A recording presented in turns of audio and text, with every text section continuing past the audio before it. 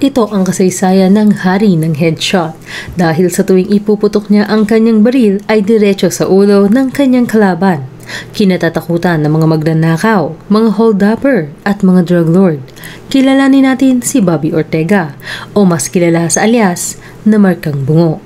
Tara, alamin natin sa history. Si Robert C. Ortega ay galing sa malaking angkan ng mga maimpluwensyang pamilya ng politiko sa La Union. Kilala sa palayaw na Bobby para sa malalapit sa kanya at Bungo para sa mga kinatatakutan siya. Nagsimula ang pagiging pamilyang politiko ng mga Ortega noong ika-15 ng Agosto 1901 kung saan itinalaga bilang sibilyang gobernador ng La Union ang kanilang lolo na si Joaquin Ortega sa panahon ng Taft Commission. Naging magaling ito sa pamumuno at talagang minahal at nirespeto ng mga nasasakupan niya.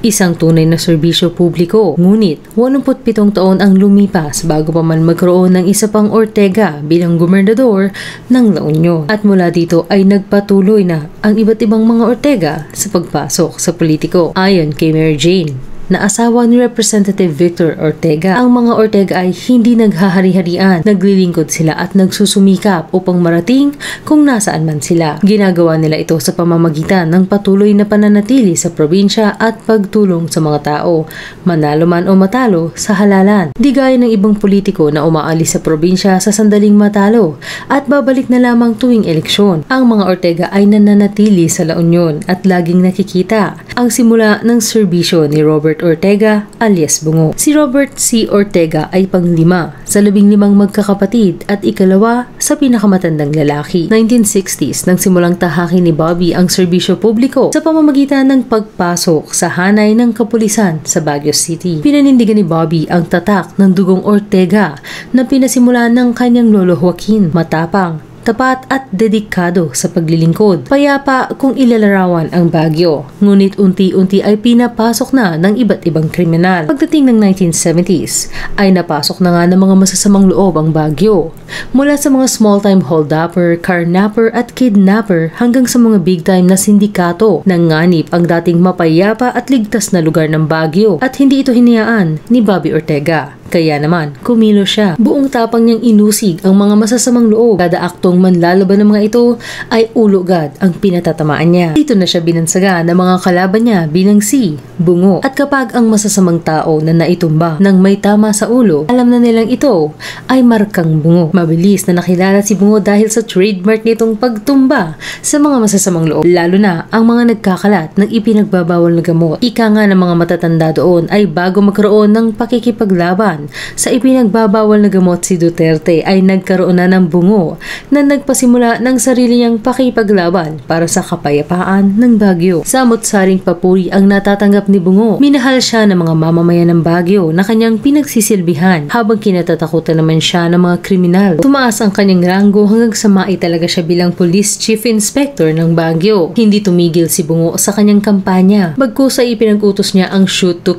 order sa bawat masasamang loob, lalo na ang pagpapakalat ng ipinagbabawal na gamot o sindikato. Naging ligtas ang Baguio City sa ilalim ng pamamalakad ni Bungo. Bumaba ang crime rate sa lugar sa napakataas na 95%. Isa ito sa nakatulong kung bakit naging kilalang tourist destination ang Baguio noong panahong iyon. Dahil saan ka man magpunta, abutin ka man ng dilim sa daan, ay ligtas ka sa mga halang ang bituka. Ngunit hindi naman basta-basta na lamang hihila ng gatilyo itong si Bungo. Bagamat sinisigurado niyang puntiryahin ang ulo ng isang kriminal, ay hindi niya kailanman inabuso ang kanyang kapangyarihan. Hindi siya kailanman nanakit ng inosente at tanging kriminal na lalaban lamang ang kanyang itinutumba.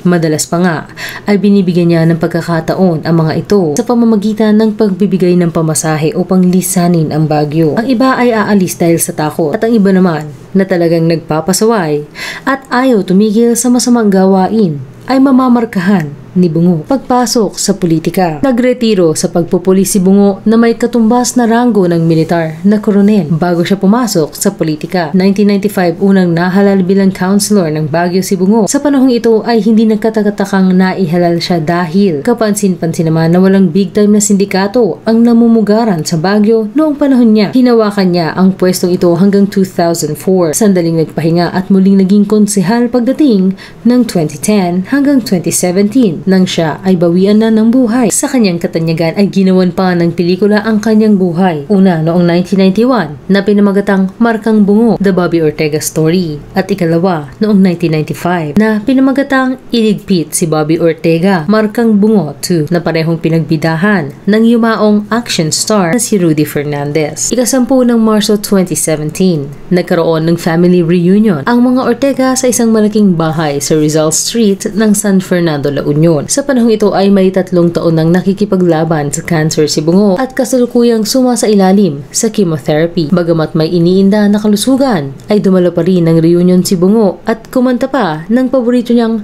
My Way, na ayon sa sister-in-law niyang si Mary Jane Ortega, dating alkalde ng San Fernando City, ay punong-puno ng emosyon ang pagkanta ni Bungo na halos lahat sila ay maluha-luha. Iba pang naiambag ni Bungo, "It's the little things that count." Ika nga, ang mga naipatupad at naiambag ni Bungo habang naninilbihan bilang konsehal, pinausad niya ang pag-aproba sa resolusyon na humihiling sa BCPO na pataasin ang police visibility sa bawat pedestrian lane sa Central Business District sa lungsod ng Baguio, partikular na ang Blue Lane para sa mga senior citizens upang matiyak ang kaligtasan at proteksyon ng mga pedestrian dumadaan. Nag-contribute siya sa pag-aproba ng No CCTV, No Business Permit Policy sa lungsod ng Baguio. Ito ay upang mas mabilis maresolba ang krimen kung may mangyayari man. Inusad ang pag-aproba ng pagpapapatag ng mga takip ng manhole at cross gutter sa kalsada at bangketa. Tila common sense lamang pero kinakailangan pa ng isang Bungo Ortega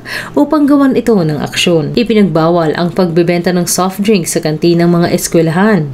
Iniusad ang pag-aproba ng resolusyon na humihiling sa 128 na barangay sa lungsod upang pangasiwaan at subaybayan ang mga vendor at tindahan na nagbebenta ng anumang sigarilyo o produktong tabako sa loob ng 100 na metro mula sa eskwelahan. Ipinatupad ang resolusyon ng pag-inspeksyon sa mga boarding house, apartment at dormitoryo, pag-implementa ng Keep Right system sa lahat ng walking lanes ng Baguio City. Pangwakas, sumasailalim sa isang medical procedure si Bungo nang makita ng mga doktor na mayroon itong tubig sa baga. Nagkaroon din siya ng pneumonia at hiniling na ma-confine siya sa isang ospital sa La Union upang makasama ang kanyang pamilya. At pagdating ng ika-30 ng Hulyo 2017, bandang 1:30 PM ay tuluyan na siyang pumanaw habang naka-confine sa Lorma Medical Center. Dinala ang kanyang mga labi sa Baguio City Council Session Hall para sa public viewing bago ibinalik sa ancestral house ng mga Ortega. Inilibing ang katawan ni Bungo sa isang sementeryo sa San Fernando, La Union kung saan hiniling niyang mailibing. Hanggang dito na lang. Kayo, anong masasabi nyo sa kasaysayan ni Bungo? I-comment lamang ang inyong opinyon sa ibaba. Salamat sa panonood. Huwag kalimutang mag-subscribe sa aming channel at i-click na rin ang notification bell. Hanggang sa muli.